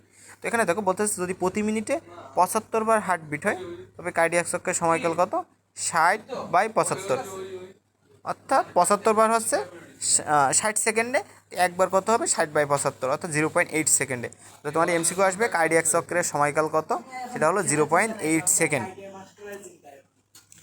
এখন কথা হলো দেখো এবার তোমার কার্ডিয়াক চক্রে কিভাবে সম্পন্ন হচ্ছে। তো এই যে হার্টের অ্যাট্রিয়ামের ডায়াস্টল, অ্যাট্রিয়ামের সিস্টল, এই প্রক্রিয়াগুলো কোনটার পর কোনটা সংঘটিত হচ্ছে এবং কোথায় কত সেকেন্ড দেরি হচ্ছে, এই জিনিসটা, এই টাইমটা ইম্পর্টেন্ট। তো এখানে তোমরা মনে রাখবে এইভাবে এডি আর শেষে দিবা হলো ভিডি, চারটা নাম ধরাবো। তো এডি ভিডি, তো অর্থাৎ এডি অ্যাট্রিয়ামের ডায়াস্টল, ভি দিয়ে ভেন্ট্রিকলের ডায়াস্টল। আর তাহলে এডি নিলাম, এবার আমি নেবো এস নেব, আর এখানে ভিডি নিয়ে নিচ্ছি, তাহলে এখানে হবে ভিএস হবে। এই কার্ডিয়াক চক্রটা কিন্তু এইভাবে সংঘটিত হচ্ছে। প্রথমে অ্যাট্রিয়ামের ডায়াস্টল হচ্ছে, তারপরে অ্যাট্রিয়ামের সিস্টল হচ্ছে, তারপরে ভেন্ট্রিকলের সিস্টল, ভেন্ট্রিকলের ডায়াস্টল। আচ্ছা এখন কথা হলো এইভাবে কিন্তু তোমাদের বই সাজানো আছে। এখন কথা হলো এই যে সময়কালগুলো কীভাবে মনে রাখবা। এই সময়কালগুলো মনে রাখবে 71/35 দিয়ে। এই সময়কালগুলো মনে রাখবে কি দিয়ে, 71/35 দিয়ে। তো দেখো এখানে হলো 71/35 মানে কি, এখানে হলো 0.7 সেকেন্ড। দেখো এখানে আছে 0.7 সেকেন্ড। তাহলে তোমার এমসিকিউ আসবে অ্যাট্রিয়ামের ডায়াস্টলের সময়কাল কত 0.7 সেকেন্ড, এটা হলো 0.1 সেকেন্ড, এটা 0.3 সেকেন্ড, আর ভেন্ট্রিকলের ডায়াস্টল হলো 0.5 সেকেন্ড। এবং এখানে লাভ ডাব শব্দ হয়, এই যে আমাদের কপাটিকাগুলো খুলছে বন্ধ হচ্ছে এই সময় খোলা বন্ধ হয় একটা শব্দ হয় লাভ ডাব। এই ভিডি এর ক্ষেত্রে হলো ডাব শব্দ হয়। দেখো এখানে ভেন্ট্রিকলের ডায়াস্টল, তাহলে এখানে যে শব্দটা উৎপন্ন হচ্ছে এটা হলো ডাব শব্দ। আর এই যে ভেন্ট্রিকলের সিস্টল, এইখানে যে শব্দটা উৎপন্ন হচ্ছে এটা শব্দ নাম হলো লাভ শব্দ। লাভ সদৃশ আর ডাব সদৃশ শব্দ হয়। তো এই হলো কথা। আর বাকি জিনিসগুলো তোমরা রিডিং পড়ে নিও এখান থেকে, বেসিক জিনিসটা বুঝাই দিচ্ছি। আর কপাটিকাগুলো তো খুলে কীভাবে পরিবহন হচ্ছে সেটাও বুঝাই দিচ্ছি। না এখানে টাইম কাল আছে এটাও বুঝাই দিচ্ছি কীভাবে মনে রাখতে হবে। না এবার আছে হার্টের মায়োনিজেনিক নিয়ন্ত্রণ, এটা কদে গ্যাসটা দেখা যায়। অর্থাৎ বাইরের কোনো উদ্দীপনা ছাড়াই আমাদের হৃৎপিণ্ডের ক্রিয়া কি স্বয়ংক্রিয়ভাবে নিয়ন্ত্রিত হচ্ছে। এই নিয়ন্ত্রিত হওয়ার যে প্রক্রিয়া এটাকে বলা হচ্ছে হলো মায়োজেনিক নিয়ন্ত্রণ। বুঝতে পারছো? অর্থাৎ আমাদের স্নায়ুতন্ত্র, হরমোন কিংবা অন্য কোনো উদ্দীপনা ছাড়াই কিন্তু হার্ট কিন্তু নিজে থেকে হৃদস্পন্দন তৈরি করে। এবং আমাদের এই হার্টটা যদি দেহের বাইরে আসে, তো বাইরে আনলে তুমি এখানে অক্সিজেন সমৃদ্ধ লবণ দ্রবণে 37°C তাপমাত্রা রাখলে কিন্তু তুমি এটাকে কিছু সময় হার্টবিট রাখতে পারো। অর্থাৎ বাইরে কোনো উদ্দীপনা ছাড়াই কিন্তু বেশ কিছু সময় হার্টবিট চলতে থাকবে। অর্থাৎ যখন তোমাদের অনেকেই জানো সার্জারি করে, তো হার্টের যখন সার্জারি করে তখন দেখা যাচ্ছে হার্টটা বের করে নিয়ে, তোমার হার্টের সার্জারি কয়েক প্রকার আছে আমরা সামনে পড়বো, তো ওইটা বের করে নিয়ে কী করা হয়, ওই অক্সিজেন সমৃদ্ধ লবণের দ্রবণে 37°C তাপমাত্রা রাখা হয়, দিয়ে অপারেশনটা করে আবার হার্টটা লাগাই দেওয়া হয়। এবং এখানে কিছু কী হয়, হৃদপেশির যে পেশিগুলো থাকে এখানে কিছু জাংশনাল টিস্যু বা সংযোগী টিস্যু থাকে, যেগুলো হলো এই মায়োজেনিক নিয়ন্ত্রণটা মানে মায়োজেনিক নিয়ন্ত্রণটাকেই নিয়ন্ত্রণ করে। আচ্ছা এখন কথা হলো এই যে হার্টের যে সংযোগী টিস্যুগুলো আছে এগুলো 4 ধরনের হয়। অর্থাৎ এরা হলো কন্ডাক্টিং সিস্টেম, কন্ডাক্টর নিয়ন্ত্রণ করছে। তো এইখানে দেখো এইখানে প্রথমটা কি সাইনোয়াট্রিয়াল নোড বা SA নোড বা SAN, সাইনোয়াট্রিয়াল নোড বা SA নোড। এরপরে আছে অ্যাট্রিওভেন্ট্রিকুলার নোড বা AVN। এরপরে আছে কি দেখো বান্ডল অফ হিলস, এরপরে আছে পার্কিনজি তন্তু। এগুলো কিন্তু চিত্রের সময় বলে দিছি এবং এই সিরিয়ালটা কিন্তু মাথায় রাখতে হবে, এমসিকিউ কিন্তু এই সিরিয়াল থেকে আসে, SA node, AV node, bundle of hills এবং পার্কিনজি তন্তু। আচ্ছা এখন কথা হলো SA নোড কোথায় থাকে বলছিলাম, ডান অ্যাট্রিয়ামে থাকে। তো এইখানে দেখো বলতেছে ডান অ্যাট্রিয়ামের প্রাচীরে, ডান অ্যাট্রিয়াম আর সুপিরিয়র ভেনা কেভার ছিদ্রের সংযোগস্থলে এটা অবস্থিত। এবং এটা কি করে, এটা হলো অ্যাকশন পটেনশিয়াল বা ইলেকট্রিক্যাল সিগন্যালের মাধ্যমে হার্টবিট শুরু করে। তাহলে এই SAN থেকেই কিন্তু কী করে, প্রথমে একটা ইলেকট্রিক্যাল পটেনশিয়াল বা অ্যাকশন পটেনশিয়াল যায়, সেটা কী করে হার্টবিটটা শুরু করে দেয়। এগুলো সবগুলো কিন্তু উদ্দীপনা দিচ্ছে আর কি। এই কারণে যেহেতু এটা হলো হার্টবিট শুরু করছে, এটাকে এই কারণে কিন্তু বলা হচ্ছে পেসমেকার বলা হচ্ছে। কারণ কিন্তু প্রতিটি উত্তেজনার তরঙ্গ কিন্তু এখান থেকে সৃষ্টি হয় এবং এই উত্তেজনাটা পরবর্তীতে কোথায় যায়, এভি নোড যায়। এভি নোড কোথায় থাকে বলছিলাম, ডান অ্যাট্রিয়াম আর ভেন্ট্রিকলের প্রাচীরে এটা অবস্থিত। ডান অ্যাট্রিয়াম আর ভেন্ট্রিকলের প্রাচীর এরকম জায়গায় কিন্তু এটা অবস্থিত। এই ক্ষেত্র থেকে এরপরে বান্ডল অফ হিস গঠন হয়েছে। তো এখানে কি করে, এবং এখানে একটা কথা মাথায় রাখো, এসএন থেকে এভিএনে উদ্দীপনা আসতে সময় লাগে 0.3 সেকেন্ড দিচ্ছে। এটা তোমাদের আগের বই দেওয়া আছে 0.15 সেকেন্ড। তো যদি এই 0.3 সেকেন্ড থাকে তাহলে সেটা দেখাবে, আর যদি অপশন 0.15 সেকেন্ড থাকে তাহলে এটা দেখাবে। এসএন থেকে এভিএনে উদ্দীপনা আসতে সময় লাগে 0.15 সেকেন্ড, অর্থাৎ 0.15 সেকেন্ড। এখন যদি এটা চেঞ্জ করে তোমাদের 0.3 সেকেন্ড দিচ্ছে। আচ্ছা, এবার যদি আমি সামনে আসি, এখানে আচ্ছা এবার আসি বান্ডল অফ হিস। তো বান্ডল অফ হিসের ক্ষেত্রে দেখো এখানে কিন্তু সেই জিনিসটা বলছে, এসএন থেকে এভি উদ্দীপনা তৈরি হওয়ার পর উদ্দীপনা ভেন্ট্রিকলে পৌঁছাতে মোট সময় লাগে 0.16 সেকেন্ড। দেখছো আমি বলছিলাম 0.15 সেকেন্ড, এখানে কিন্তু 0.16 সেকেন্ড লিখছে। আচ্ছা এখন কথা হলো, এই দেখো এই সেই এসএ নোট, এই সেই এভি নোট। আচ্ছা তোমাদের যেটা বলছিলাম, এবার আমাদের আসছে কি বান্ডেল অফ হিস। আমি যেটা বলছি যে এই এভি নোটের এইখান থেকে আমার যখন এই যে ইন্টারভেন্ট্রিক্যাল গ্রুপ দিয়ে এখান থেকে দুইটা ভাগে বিভক্ত হয়েছে, অর্থাৎ বান্ডেল অফ হিস দুইটা পার্টে বিভক্ত হয়েছে। তো এই রাইট আর লেফট হয়েছে, তো এই একটা হলো লেফট সাইডে, একটা রাইট সাইডে চলে যাবে। তো এই বান্ডেল অফ হিস কী করবে, এই এভি নোট থেকে উদ্দীপনা গ্রহণ করে নিয়ে আসবে। এবার কি করবে, এবার এই যে পারকেনজি ফাইবার, এখানে দেখো বলছিলাম জালের মতো বিভক্ত হয়ে গেছে, এই যে পারকেনজি ফাইবার, এই পারকেনজি ফাইবারে উদ্দীপনাটা ছড়িয়ে পড়বে, এবং এভাবে কিন্তু সংকোচন প্রসারণটা সংগঠিত হচ্ছে। এবং এই যে সিরিয়ালটা আছে, এই সিরিয়ালটা কিন্তু এমসিকিউর জন্য ইম্পর্টেন্ট। এবং আরও একটা কথা, এই এসএ নোটকে আমরা বলছিলাম কি পেসমেকার বা ছন্দ নিয়ামক, এবং এই এভি নোটকে বলা হয় সংরক্ষিত ছন্দ নিয়ামক, অর্থাৎ সংরক্ষিত পেসমেকার, মাথায় রেখো। আচ্ছা এবার এখান থেকে ব্লাড প্রেশার আসছে, সিস্টোলিক চাপ, ডায়াস্টোলিক চাপ, এই দুটো চাপ করে ফেলো। অর্থাৎ সিস্টোল মানে কি সংকোচন। তো যখন তুমি কোনো কিছু সংকোচন করবা তখন কি ওইখানে চাপ বেশি অনুভূত হবে। ধরে না এখানে একটা ধরে এর মধ্যে তুমি কিছু তুলা রাখলা, রেখে এখানে তুমি জোরে চাপ দিলে, এটা তুলার বল, তো এখানে জোরে চাপ দিলে কী হবে, এর ভিতরে যে অণুগুলো আছে এর মধ্যে কী হবে, বেশি চাপ প্রয়োগ করবে। এখানে যখন সিস্টোলিক চাপ হবে, চাপটা দেখো অনেক বেশি, অর্থাৎ 100 থেকে 139। আর যখন এটা প্রসারণ করবা, অর্থাৎ এটা ধরো এটাকে তুমি আরও বড় করে ফেললা, তখন এদের মধ্যে কী হবে, চাপটা কম থাকছে। তো এই কারণে জাস্ট এভাবে মনে রাখবে। তো এই ডায়াস্টোলিক চাপটা হবে, অর্থাৎ যেটা প্রসারণ চাপ, সেই চাপটা কিন্তু একটু কম হবে। দেখো 60 থেকে 89। অনেক সময় দেখা যায় সেই সিস্টোলি বা ডায়াস্টোলিকের মধ্যেও কিন্তু উল্টায় ফেলে। এই কারণে কিন্তু এটা যেন না উল্টায়, এই কারণে বলে দিলাম। আচ্ছা এখন কথা হলো সিস্টোলিক চাপ, ডায়াস্টোলিক চাপ এবং রক্তচাপ মাপার যে যন্ত্র, সেটাকে বলা হয় স্ফিগমো ম্যানোমিটার। এরপরে ব্যারো রিসেপ্টর আছে, উচ্চ ব্যারো রিসেপ্টর, নিম্নচাপ ব্যারো রিসেপ্টর, এগুলো তোমাদের এর আগেও বোঝানো হয়েছে। এখান থেকে এমসিকিউ আসে, সেগুলো মাথায় রেখো। রক্তের আয়তন নিয়ন্ত্রণের মাধ্যমে কিন্তু রক্তচাপ স্বাভাবিক রাখে হলো আয়তন রিসেপ্টর বা নিম্নচাপ ব্যারো রিসেপ্টর। এবং এখানে ডিপিএস দিয়ে তোমরা এই জিনিসটা মনে রাখতে পারো। অর্থাৎ নিম্নচাপ ব্যারো রিসেপ্টরের ক্ষেত্রে ডান অ্যাট্রিয়াম আর ডান ভেন্ট্রিকল এই দুটো অংশগ্রহণ করছে। এরপরে পি দিয়ে হলো পালমোনারি শিরা, আর এস দিয়ে হলো সিস্টেমিক শিরা। এগুলো হলো নিম্নচাপ ব্যারো রিসেপ্টরকে সাহায্য করে। এবং আরও একটা কথা মাথায় রাখো, আয়োডিন রিসেপ্টরের মাধ্যমে রক্ত সংবহন, রেসন দুইটাই কিন্তু তন্ত্রে এর প্রভাব রয়েছে। এবার আসি রিটেনের জন্য আরও একটা গুরুত্বপূর্ণ টপিক, সেটা হলো মানবদের রক্ত সংবহন তন্ত্র। এখন মানবদের রক্ত সংবহন তন্ত্র, আমি তোমাদের বলছিলাম মানবদের রক্ত সংবহন তন্ত্র দ্বিচক্রী। এই দ্বিচক্রীয় হলেও মানবদের কিন্তু দেখা যাচ্ছে সিস্টেমিক আর পালমোনারিটাই দেখা যাচ্ছে বেশি। এখন কথা হলো, আর করোনারি সাইনাসটা হলো মানে এখানে যে করোনারি সাইনাস, এই করোনারি যে করোনারি সংবহনটা মূলত হার্টের জন্য দরকার, হার্টকে বেঁচে থাকার জন্য দরকার, যেটা আমি তোমাদের একটু পরে বোঝাবো, সমস্যা নেই। এখন যেটা বলছিলাম যে মানবদের 4 প্রক্রিয়ায় রক্ত সংগঠিত হয়, এর মধ্যে প্রধান কী বলছি, সিস্টেমিক আর পালমোনারি। আচ্ছা এখন কথা হলো, এই যে 4 প্রক্রিয়ায় রক্ত সংবহন হয় এর মধ্যে প্রথমে আছে সিস্টেমিক।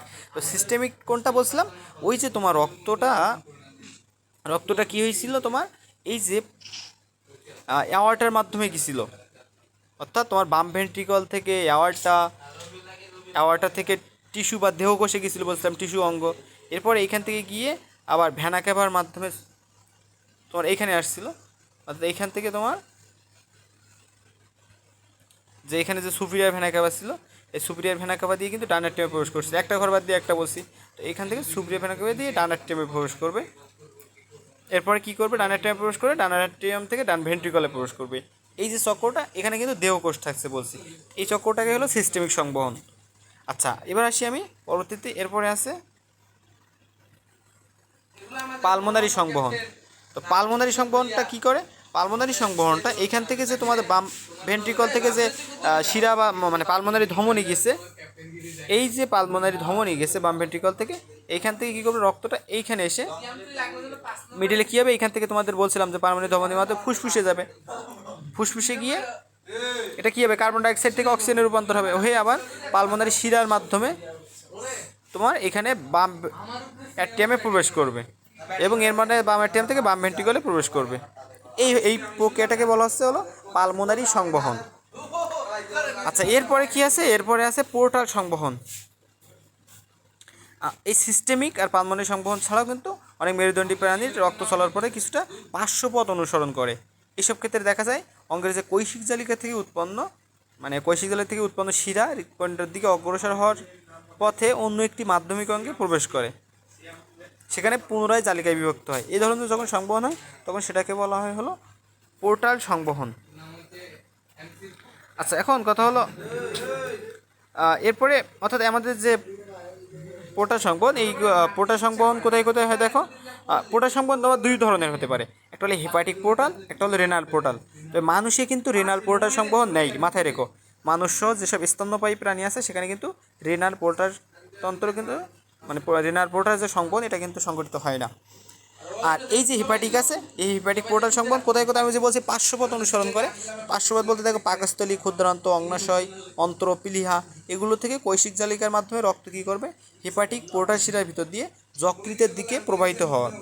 এই যে যকৃতের দিকে প্রবাহিত হচ্ছে, এই কারণে একে বলা হচ্ছে হেপাটিক পোর্টাল সংবহন। আচ্ছা, এখানে ডাক্তার সার্টিফিকেট কিছু গঠন করে, এগুলো তোমাদের বুঝবে না এখন, এগুলো তোমাদের মেডিকেল যখন তারা পড়বে তারা মেডিকেলে সেগুলো জিনিসগুলো ক্লিয়ার হবা।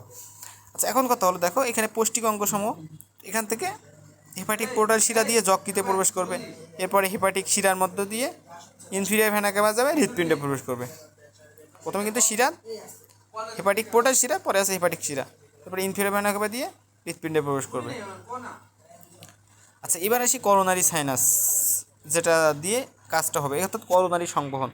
এখন কত হার্ট যে এত সারা দিয়ে রক্ত পাম্প করছে, তো হার্টের নিজেরও তো বেঁচে থাকার জন্য কিছু অক্সিজেনের প্রয়োজন বা পুষ্টির প্রয়োজন। তো হার্টের অক্সিজেন আর পুষ্টি এই দুটো জিনিস সরবরাহ করবে হলো এই করোনারি সংবহনের মাধ্যমে। অর্থাৎ আমাদের পিছনে যে করোনারি সাইনাস ওখান থেকে কিছু রক্ত আসবে। তো দেখো এখানে বলছে সিস্টেমিক ধমনী, এর থেকে করোনারি ধমনী, করোনারি ধমনী থেকে হৃৎপিণ্ড প্রবেশ করবে, তারপরে করোনারি শিরায় যাবে, তারপরে ডায়নাট্রিয়ামে প্রবেশ করবে। সিকোয়েন্সটা মাথায় রেখো, সিরিয়ালটা কিন্তু মাথায় রাখতে হবে। আচ্ছা, এবার এরপরে পার্থক্যগুলো দেখে নিও, এরপরে এই রোগের লক্ষণগুলো পড়ে নিও, এবং এই রোগ থেকে কিন্তু একটা সৃজনশীল হয়ে যায় তোমাদের, সামনের দিক থেকে একটা সৃজনশীল করতে পারে বা এই রোগ থেকে কিন্তু একটা সৃজনশীল করতে পারে। এখান থেকে কার্ডিওভাস্কুলার ডিজিজ বা হৃদরোগ, তো এই করোনারি হৃদরোগের আরেক নাম হলো ইস্কিমিয়া, মাথায় রেখো। আর এখানে ধমনী শুরু করে দেওয়া প্রক্রিয়াটাকে বলা হচ্ছে অ্যাথারোস্ক্লেরোসিস। অ্যাথারোস্ক্লেরোসিস অর্থাৎ আমাদের যে ধমনীগুলো আছে ওর মধ্যে যদি তোমার কী হয়, কোলেস্ট্রল বা এই জাতীয় ফ্যাট এগুলো জমা হয়ে যদি লুমেনটা বন্ধ করে দেয় তখন এটাকে বলা হয়। আর এরপরে দেখো এখানে অ্যানজাইনার লক্ষণ আছে। অ্যানজাইনা বা এনজাইনা পেক্টোরিস অর্থাৎ তোমার বুকে ব্যথা, অর্থাৎ যখন হৃৎপেশি যখন পর্যাপ্ত অক্সিজেন সমৃদ্ধ রক্ত পায় না তখন দেখা যাচ্ছে বুক নিষ্পেষিত বা দম বন্ধ হয়ে আসছে, এমন মারাত্মক অস্বস্তি অনুভূত হয়, এটাকে বলা হচ্ছে বুকে ব্যথা অ্যানজাইনা। এর লক্ষণগুলো পড়ে ফেলবা, প্রতিকারগুলো পড়ে ফেলবা, লক্ষণ কারো প্রতিকার এগুলো কিন্তু রিটেনের জন্য ইম্পর্টেন্ট। আচ্ছা, এরপরে আছে হার্ট অ্যাটাক বা মায়োকার্ডিয়াল ইনফেকশন। আর এখানে কি বলছিলাম, এখানে হলো হৃৎপিণ্ডের সুস্থতার জন্য কি অক্সিজেন সমৃদ্ধ রক্ত জরুরি।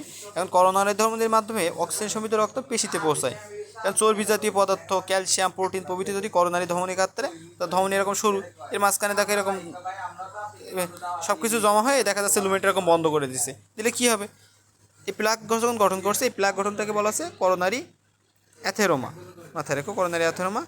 আর তো এই প্লাকটা কী হয়, আস্তে আস্তে শক্ত হয়ে যায়, যখন এটা চরম পর্যায়ে পৌঁছায় যায় তখন দেখা যাচ্ছে অনুসাক্রিকা জমা হয়ে এই প্লাকের চতুর্দিকে রক্ত জমাট বাড়াতে শুরু করে দেয়। এই রক্ত জমাট বাঁধার কারণে দেখা যাচ্ছে করোনারি ধমনীর লুমেনটা এরকম বন্ধ হয়ে যায়। যখন করোনারি ধমনীর লুমেন বন্ধ হয়ে যাচ্ছে তখন কিন্তু হৃৎপেশিতে আর পুষ্টি আর অক্সিজেন কিন্তু পৌঁছাবে না। এই কাজটা কোথায় করছে, অর্থাৎ তোমাদের যে করোনারি সংবহন পড়ালাম না, বললাম যে হার্টের যে পুষ্টি প্রয়োজন, তো ওইখানে যে হৃৎপেশিগুলো আছে ওইখানে যখন পুষ্টি আর অক্সিজেন যেতে পারবে না তখন দেখা যাচ্ছে এই কোষগুলো মারা যাচ্ছে এবং তখন হার্ট অ্যাটাক বা মায়োকার্ডিয়াল ইনফেকশন হচ্ছে। অর্থাৎ এখানে কিন্তু হৃদপেশির সাথে সংযুক্ত। হৃদপেশি যখন পর্যাপ্ত রক্ত সরবরাহ পাবে না, অর্থাৎ হার্টের ওপরে যে শিরা ধমনীগুলো আছে। এরপরে এর লক্ষণ পড়ে ফেলবা, প্রতিকার পড়ে ফেলবে এবং এখানে মাথায় রেখে এটা কিন্তু ঊর্ধ্বাঙ্গের অঙ্গে অস্বস্তি, অর্থাৎ উপরের দিকের অঙ্গগুলো অস্বস্তি সৃষ্টি হয়। আচ্ছা, হার্ট অ্যাটাক আর স্ট্রোকের মধ্যে পার্থক্যটা পড়ে ফেলবা। স্ট্রোক হয় মস্তিষ্কে, হার্ট অ্যাটাক হয় বুকে। আচ্ছা, এখন দেখো এরপরে আছে হার্ট ফেইলর। আগেরটা দেখছি হার্ট অ্যাটাক, এটা হলো হার্ট ফেইলর। সবগুলো কিন্তু আলাদা আলাদা, মাথায় রেখো, সবগুলো একসাথে গুলাই ফেলো না। এটা হলো হার্ট ফেইলর, ওটা হলো আমাদের হার্টের যে হৃদপেশিগুলো আছে সেখানে কিন্তু রক্ত সরবরাহ করছে না, সেটা হলো হার্ট অ্যাটাক। আর এবার দেখো হৃদপিণ্ড যখন দেহে চাই না হয়ে যায়, আগেরটা ছিল কি হার্টের পেশিতে, আর এটা হলো কি দেহের পেশি, মানে সারা দেহে তুমি রক্ত সাপ্লাই করতে পারছো না। যখন তুমি সারা দেহে পর্যাপ্ত রক্ত সরবরাহ করতে পারবে না, তখন সেটাকে বলা হচ্ছে হার্ট ফেইলর। তো তোমার হার্ট সারা দেহে রক্ত পাম্প করতে ফেল করছে, এভাবে মাথায় রাখো। এরপরে এর কারণ পড়ে ফেলবা, পড়ে ফেলবা, লক্ষণ পড়ে ফেলবা, এগুলো রিটেনের জন্য ইম্পর্টেন্ট। সময় কমে কারণে আমি আলোচনা করছি না বেশি। এই জায়গা থেকে এমসিকিউ অনেক ইম্পর্টেন্ট, এই জায়গাটুকু একটু বলে দেয়। মানে হৃদরোগ কীভাবে নির্ণয় করতে হয়। তোমার হৃদরোগ নির্ণয়ের ক্ষেত্রে এটা দেখো চিকিৎসক কী করে, যে হার্টবিটের হার বৃদ্ধি, হ্রাস বৃদ্ধি বা হৃৎপিণ্ডের অস্বাভাবিক শব্দ, পা ফুলে যাওয়া, ঘাড়ের শিরা ফুলে যাওয়া, যকৃৎ বড় হওয়া ইত্যাদি লক্ষণ থেকে কিন্তু সহজেই হৃদরোগ নির্ণয় করতে পারে। আর আরেকটা কথা তোমাদের বলি, যে হার্ট যখন আকারে বড় হয়ে যায় তখন কিন্তু সেটাকে বলা হয় ক্যালিওমেগালি, মাথায় রেখো। অর্থাৎ হৃৎপিণ্ড যখন স্বাভাবিক থেকে বড় হয়ে যায় তখন সেটাকে বলা হয় কার্ডিওমেগালি। আচ্ছা, এখন যেটা কথা হলো যে আর আরেকটা কথা, তোমাদের বুকে দেখছো ডাক্তাররা স্টেথোস্কোপ দেয়, ওটা দিয়ে কিন্তু মূলত ওই যে লাভ ডাব শব্দ হয় না, ওটা কিন্তু কাউন্ট করে, মাথায় রেখো। আচ্ছা, আর আরেকটা কথা এখান থেকে, বুকের এক্স রে করানোর মাধ্যমে হৃৎপেশির অবস্থা জানা যায়। তোমরা এই বুকের এক্স রে গোল করবা, হৃৎপেশির অবস্থা জানতে এক্স রে করা হয়। ইসিজি কী করা হয়, ইসিজি ইলেকট্রোকার্ডিওগ্রাম, এটা হলো প্রাথমিক রোগ নির্ণয়ে। তাহলে অর্থাৎ ইসিজি সি আছে, ইসিজি, তো তোমরা এইভাবে মাথায় রাখবা। আচ্ছা, ইসিজি, তো এই সি আছে না, তো এই সি দিয়ে কমন মনে রাখবো, অর্থাৎ স্বাভাবিক মানে প্রাথমিক রোগ নির্ণয় করতে আমাদের ইসিজি করা লাগবে। ইটিটি, ইলেকট্রো টলারেন্ট, মানে এক্সারসাইজ টলারেন্ট টেস্ট। তো এই যে এক্সারসাইজ টলারেন্ট টেস্ট, এটার সাথে কী করবে, হৃৎপেশির অবস্থা বা কার্যক্ষমতা জানতে পারবো, এবার আসে বিএনপি, রক্তের বিএনপি অর্থাৎ ব্রেন নেট্রিউটিক পেপটাইড। তো এটার মাধ্যমে কী করা হয়, এটার মাধ্যমে হার্ট ফেইলার সম্পর্কে জানা যায়। আমরা জানো failure is the pillar of success, এখানে দেখো পি আছে, বিএনপি। হার্ট ফেইলার সম্পর্কে নিশ্চিত হওয়ার জন্য আমরা বিএনপি করবো। এরপরে করোনারি এনজিওগ্রাম, অর্থাৎ তোমার এভাবে মনে রাখবে যে গ্রাম পদার্থ তোমার লুমেনের মধ্যে জমা হয়েছে কিনা, অর্থাৎ রক্তনালীতে কোনো ব্লক আছে কিনা সেটা জানার জন্য আমরা কী করবো, করোনারি এনজিওগ্রাম করবো। এবং আরেকটা কথা এখানে অ্যাড করা আছে, দেখো হার্ট অ্যাটাক হলে ট্রোপোনিন এক পরীক্ষার মাধ্যমে নিশ্চিত হওয়া যায়। এই ট্রোপোনিন এক পরীক্ষার মাধ্যমে কিন্তু হার্ট অ্যাটাকটা নিশ্চিত করা যায়। আর হৃৎপেশির অবস্থা জানতে আমাদের কী করা হয়, এমআরআই করা হয়, ম্যাগনেটিক রেজোনেন্স ইমেজিং, এটা করা হয়। এরপরে পেসমেকার কে আবিষ্কার করছিল, অস্বাভাবিক হৃদস্পন্দনকে বলা হয় অ্যারিথমিয়া, এগুলো পড়ে ফেলবা। আর পেসমেকারের গঠনটা পড়ে ফেলো। পেসমেকার 3 ধরনের হয়, এক প্রকোষ্ঠ, দ্বিপ্রকোষ্ঠ আর ত্রিপ্রকোষ্ঠ। এক প্রকোষ্ঠের ক্ষেত্রে দেখো শুধুমাত্র ডান অ্যাট্রিয়াম বা ডান ভেন্ট্রিকলে সেটা অবস্থান করে, মানে বিদ্যুৎ তরঙ্গ, মানে আমাদের কথা হলো আমাদের তো শরীরে এসএ নোড থাকে, সাইনোঅ্যাট্রিয়াল নোড, তো ওইটা যখন ঠিকমতো আমাদের যে তরঙ্গটা সাপ্লাই করতে পারে না, তখন দেখা যাচ্ছে আমাদের আলাদা একটা বাইরে থেকে পেসমেকার যুক্ত করতে হয়। তো এই পেসমেকারটা আমি কোথায় বসাবো, হয় ডান অ্যাট্রিয়াম বা ডান ভেন্ট্রিকলে বসাবো যদি এক প্রকোষ্ঠ পেসমেকার হয়। দ্বিপ্রকোষ্ঠ হলে ডান অ্যাট্রিয়াম ডান ভেন্ট্রিকল, আর ত্রিপ্রকোষ্ঠ হলে কী হবে, তোমার ডান অ্যাট্রিয়াম ডান ভেন্ট্রিকল আর একটা হলো বাম ভেন্ট্রিকল। ডান অ্যাট্রিয়াম ডান ভেন্ট্রিকল আর বাম ভেন্ট্রিকল, মাথায় রেখো, ডান অ্যাট্রিয়াম ডান ভেন্ট্রিকল আর বাম ভেন্ট্রিকল। এর মেয়াদ 5 থেকে 10 বছর থেকে কাজগুলো পড়ে ফেলবা। এরপরে ওপেন হার্ট সার্জারি প্রকারভেদ, one pump surgery, of pump surgery বা বিটিং হার্টবিট, রোবট সহযোগী সার্জারি, মাথায় রেখো। তো এই অন পাম্প সার্জারিতে এখানে কী হয়, একটা হৃৎফুসফুস মেশিন থাকে, আর অফ পাম্প সার্জারিতে মানে হৃৎপিণ্ড ওর মতো চলতে থাকে, চিকিৎসক অপারেশন করে ফেলে, এক্ষেত্রে কিন্তু হৃৎফুসফুস মেশিন ব্যবহার হয় না। এরপরে আছে কি করোনারি বাইপাস সার্জারি, এখানে স্থির অ্যানজাইনা আর অস্থির অ্যানজাইনা। যখন লুমেনটা 50 থেকে 70% হয় তখন সেটাকে বলা হচ্ছে স্থির অ্যানজাইনা, আর যখন লুমেনটা 90 থেকে 99% সংকীর্ণ হয়ে যাবে তখন সেটাকে বলা হচ্ছে অস্থির অ্যানজাইনা। বাকিগুলো পড়ে ফেলো এগুলো। এরপরে এনজিওপ্লাস্টি কী করে, এই যে লুমেনের মধ্যে যে এরকম প্লাক সৃষ্টি হচ্ছে এইগুলোকে মানে কীভাবে সরাই দেবো তার জন্য যে সার্জারি সেটাকে বলা হচ্ছে এনজিওপ্লাস্টি। তো এই প্রথম কে করেন সালটা মাথায় রেখো, এগুলো তোমাদের এইচএসসিতে আসতে পারে। এরপরে এনজিওপ্লাস্টি 4 ধরনের balloon angioplasty, laser, coronary atherectomy, coronary stenting. তোমরা একটা ব্যাককেল দিয়ে মনে রাখতে পারো, বে দিয়ে হলো বেলুন, দিয়ে হলো আচ্ছা ক দিয়ে হলো করোনারি অ্যাথেরেক্টমি, ল দিয়ে হলো লেজার, আর বাকি আছে কোনটা, আর যেটা বাকি আছে অর্থাৎ করোনারি স্টেন্টিং সেটা এটা দিয়ে মনে রাখবে। আর করোনারি স্টেন্টিং তো ক দিয়ে মনে রাখলা, লেজার গেল, বেলুন গেল, আর করোনারি অ্যাথেরেক্টমি হলো দিয়ে মনে রাখবা। এক্ষেত্রে এইগুলো পড়ে ফেলবে। এবং মূলত আমাদের এই যে করোনারি স্টেন্টিং এইটাই মূলত বেশিরভাগ ক্ষেত্রে করা হয়। অর্থাৎ এর মধ্যে কী হয়, একটা এরকম যা মানে এই যে মানে একটা জাল বলতে পারো, জালের মতো এটা ঢোকাই দেওয়া হয় লুমের মধ্যে, দিয়ে কী করে এটা যখন বড় এর ভিতরে বেলুন দিতে থাকে, এই বেলুনটা যখন ফুলাই দেওয়া হয় তখন কি এই জালটা এরকম তার সাথে লেগে যায়, গেলে এইভাবে এই জালটা থেকে যায়।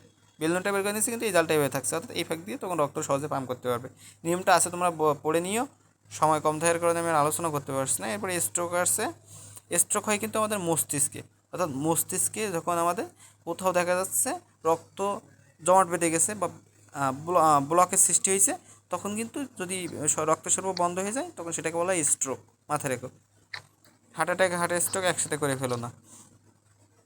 আচ্ছা এই হলো বিষয়। মানে এই পর্যন্ত তোমাদের কোনো সমস্যা আছে কিনা, আমি রিটেনটা নিয়ে আলোচনা করলাম, এমসিকিউ নিয়ে আলোচনা করার সময় হলো না খুব বেশি। তো শুরুর দিকে কিন্তু এই জায়গাগুলো পড়ে ফেলো। তোমাদের এই যে রক্তের উপাদানের ক্ষেত্রে এই জৈব পদার্থ, প্লাজমা, প্রোটিন, এর কাজগুলো সব পড়ে ফেলবা, মাথায় রেখো। এবং এখানে একটা কথা মাথায় রেখো, রক্তরস কী করে, এই যে দেহে তাপের সমতা রক্ষা করে, এটা কিন্তু রক্তরস করে, রক্তকণিকা না। আর এই রক্তের ক্ষেত্রে এই যে শুরুতে যে তাপমাত্রা দেওয়া আছে, এখান থেকে এই জিনিসগুলো পড়ে ফেলবা, রক্তের পিএইচটা ইম্পর্টেন্ট।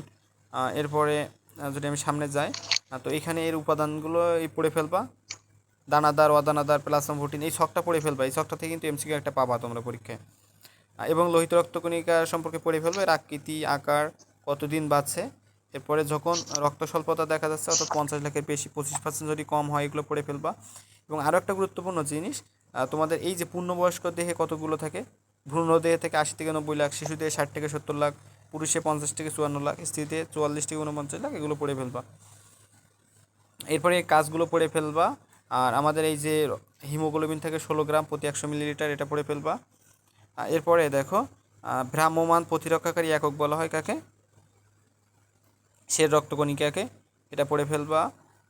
এরপরে এই যে 700:1 আছে, লোহিত রক্তকণিকা, সে রক্তকণিকা, এটা কিন্তু মাথায় রেখো, লোহিত রক্তকণিকা বেশি এই কারণে 700, আর সে রক্তকণিকা 1, মাথায় রেখো। এখানে কিন্তু উল্টাই দেয় মাঝে মাঝে, যদি আগে সে রক্তকণিকা থাকতো তখন কিন্তু 1:700 হতো। আর আমাদের এই স্টেম কোষ থেকে কীভাবে এই রক্তকণিকা সৃষ্টি হচ্ছে সেগুলো দেয়া আছে। এরপরে মনোসাইটের আয়ুষ্কালটা পড়ে ফেলবা, লিম্ফোসাইট দুই ধরনের, এগুলো পড়ে ফেলবা, এর আয়ুষ্কাল এগুলো সব পড়ে ফেলবা। আর হেপারিন খরিত হয় হলো বেসোফিল থেকে, মাথায় রেখো, হিস্টামিন, হেপারিন এগুলো খরিত হয় বেসোফিল থেকে, এগুলো পড়ে ফেলবা। এই ছকটা পড়ে ফেলবা, এই ছকটা কিন্তু অনেক ইম্পর্টেন্ট, কতদিন বাঁচছে, আয়ুষ্কাল, আকার, কোথা থেকে উৎপত্তি হচ্ছে, সবগুলো পড়ে ফেলবা। আর এই ফ্যাক্টরটার যে ভূমিকা, এই ভূমিকাগুলো পড়ে ফেলবা, মাথায় রেখো, এগুলো কিন্তু ইম্পর্টেন্ট অনেক। এরপরে এগুলো তো পড়ানো হয়েছিল তখন সময়কাল। এরপরে প্লাজমা, সিরামের পার্থক্য আছে, এগুলো পড়ে ফেলবা। এবং 10%-এর মতো লসিকা বা লিম দিয়ে হয়। আর এখানে লসিকায় লিম্ফোসাইট থাকতে পারে 500 থেকে 7500, এগুলো পড়ে ফেলবা। লসিকায় কিন্তু অনুচক্রিকা থাকে না, এটাও মাথায় রাখবা। এরপরে এই লসিকা যে 100 মিলিলিটার লসিকায় কতগুলো গ্লুকোজ থাকছে এই পরিমাণটা পড়বা। লসিকাকে মানে সাদা যখন দুধের মতো সাদা থাকে তখন এটাকে কাইল বলে, এটা পড়ে ফেলবা। আর এই কাইল থেকে হলো 5 থেকে 15%, এটা পড়ে ফেলবা। লসিকা তন্ত্র সম্পর্কে একটু দেখবা। আর এই যে লসিকা গ্রন্থি, পিলিহা, টনসিল, অস্থিমজ্জা, থাইমাস, এগুলো পড়ে ফেলবা। লসিকার সংখ্যা হলো 400 থেকে 700, এগুলো পড়ে ফেলবা। আর এই পিলিহাকে বলা হয় রক্তের ব্লাড ব্যাংক, মাথায় রেখো, পিলিহাকে বলা হয় রক্তের ব্লাড ব্যাংক, এটা কিন্তু ইম্পর্টেন্ট, পিলিহাকে বলা হয় রক্তের ব্লাড ব্যাংক। আচ্ছা, এরপরে টনসিলটা পড়ে ফেলবা গোড রোগ হয় কিসের কোন ব্যাকটেরিয়া আক্রমণে। এরপরে এই রক্ত আর লসিকার মধ্যে পার্থক্য পড়বা। আচ্ছা, এরপরে এই হৃৎপিণ্ডতে দেখো আমাদের 6 সপ্তাহ বয়সে কিন্তু আমাদের হৃদস্পন্দন শুরু হয় মাতৃগর্ভে, এটা পড়ে ফেলবা। আর এটা পঞ্চম পাজরের ফাঁকে অবস্থান করে। এরপরে এখানে এই যে স্তরগুলো পড়ে ফেলবা। এরপরে প্রকোষ্ঠ সম্পর্কে তো বললাম, কতটা 3 গুণ বেশি পুরু এটাও বললাম। এরপরে কভা টিকাগুলো পড়ে ফেলবা, এটাও তো আগেও বলছি। আচ্ছা, এখান থেকে এই পার্থক্যগুলো পড়ে ফেলবা, এখান থেকে সব বলে দিছি, এগুলো বলা হয়ে গেছে। এই এসএ নোট এবি নোট পার্থক্য